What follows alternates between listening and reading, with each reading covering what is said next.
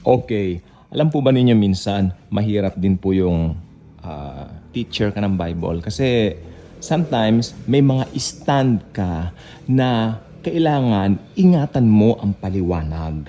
Hindi yung komo sinabi mo na tapos mag-i-stand ka halimbawa. Ganito, let me give you an example. I hope naintindihan nyo po ito kasi importante po ito. Makinig po tayong mabuti.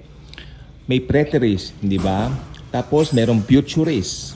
Okay. Pero may mga tao na ayaw kong sabihin in between, pero ang paliwanag nila parang naka-blend sa futurist, tsaka may konting, parang siguro parang inaaral, hindi ko lang alam kung parang inaaral pa lang nila, or,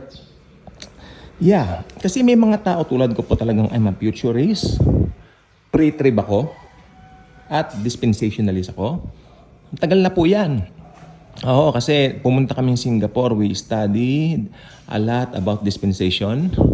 Matagal na po yun. Actually, balik-balik kami doon eh.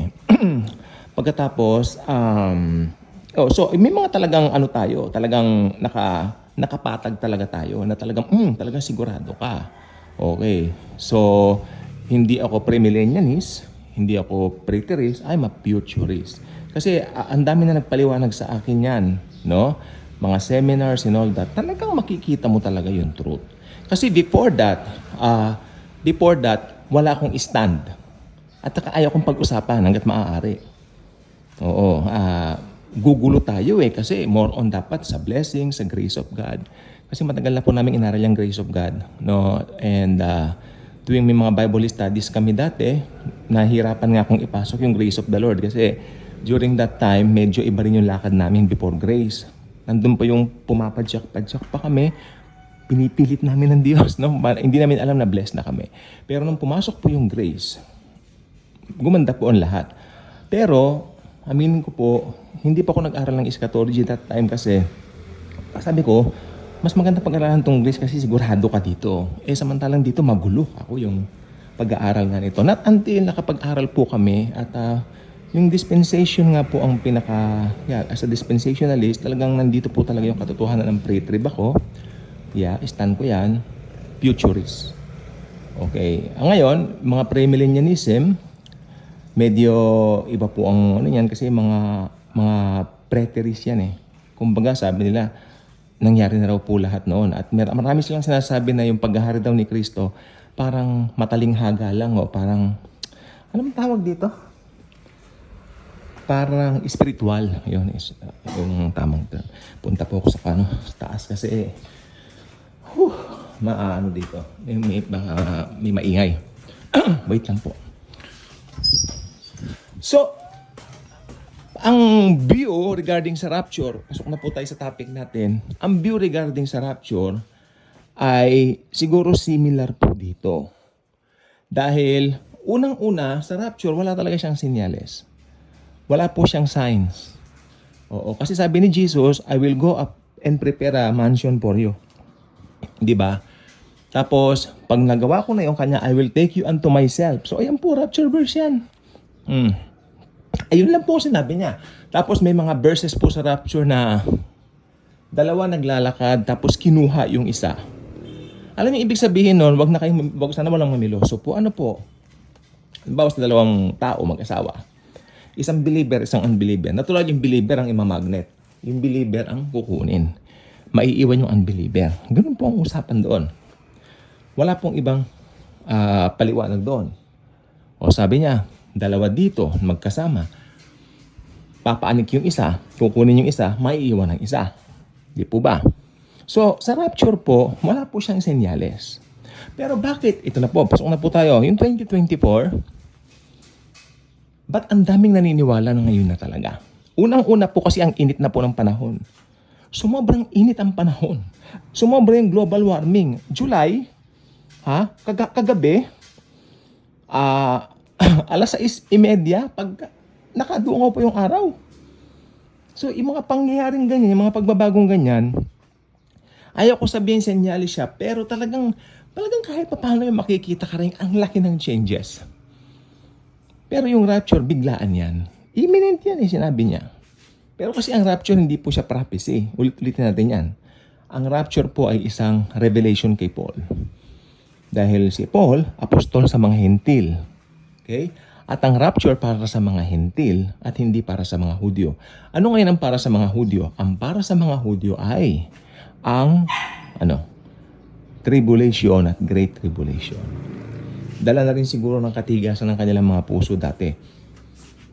Pero may nagtanong sa akin, paano yung mga Hudyong nanampalataya kay Jesus ngayon? Ay, makakasama sila sa rapture kasi magiging church sila.